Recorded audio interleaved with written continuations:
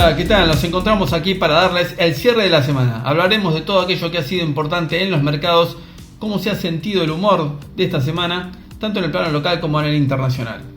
El día lunes hubo una amenaza inminente de conflicto bélico entre Rusia y Ucrania, sumada a la expectativa de suba de tasas de la Fed que fueron un cóctel explosivo.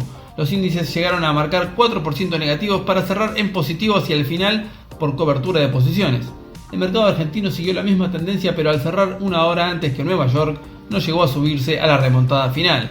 Los bonos volvieron a bajar y llevaron al riesgo país a marcar un nuevo máximo, mientras pasan los días y crecía la ansiedad por cómo se resolvería la ya dilatada negociación con el Fondo Monetario Internacional. El Dow Jones cerraba positivo 0,29%, el Nasdaq 0,63% positivo y el S&P 500 0,28% positivo. El dólar informal quedaba en 219, el Merval bajaba 3,13% y el riesgo país quedaba en 1962 puntos. El día martes el mercado derrapó nuevamente y no pudo sostener el repunte del día anterior. Los inversores optaron por mantenerse al margen antes del anuncio de la Fed del día miércoles. La volatilidad se apropió de las primeras ruedas de la semana con un ritmo de subidas y bajadas frenético. El Merval tuvo un repunte importante sostenido en las afirmaciones de la administración Biden, que daba su respaldo a las negociaciones con el Fondo Monetario Internacional. El dólar informal cerró en su nuevo récord histórico. Riesgo país se tomó un descanso ese día. Dow Jones quedó negativo 0,19%, Nasdaq 2,22% negativo y el S&P 500 1,18% negativo. Dólar informal 219,50, el Merval subiendo 5,15% y el riesgo país quedaba en 1944 puntos. El día miércoles, extrema volatilidad intradiaria. La rueda comenzó con fuertes subas en los índices para luego de las palabras de Jerome Powell revertir la tendencia rápidamente. El presidente de la Fed dejó entrever que la inflación es un problema serio y que la suba de tasas se daría bastante pronto.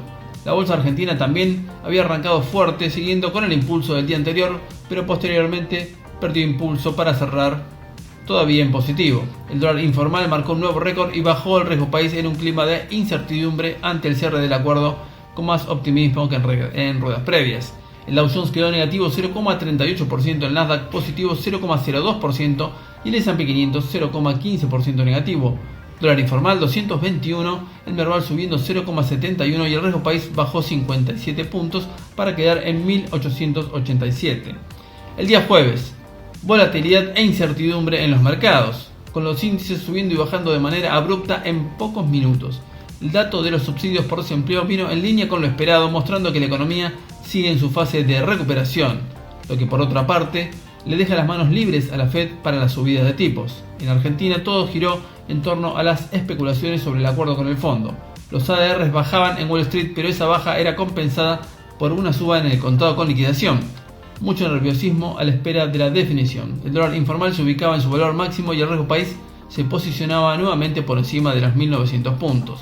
Dow Jones quedaba negativo 0,02%, Nasdaq 1,20% negativo y el S&P 500 0,54% negativo. Dólar informal 222,50, el Merval subiendo 0,22% y el riesgo país 1906 puntos.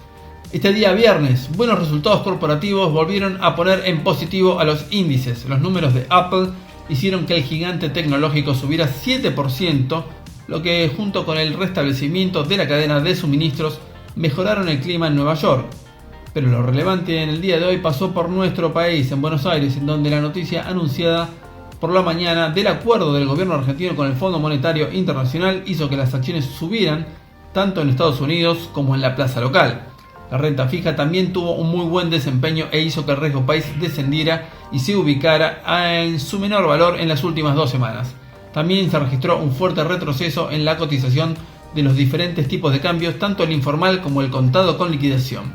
El Dow Jones quedó positivo 1,65%, el Nasdaq 3,13% positivo y el S&P 500 2,43% positivo. El dólar informal retrocedió a 212,50, el Merval subió 2,68% y el riesgo país se ubicó en 1839 puntos para cerrar esta semana. Esto ha sido todo por esta semana, muchísimas gracias, hasta la próxima.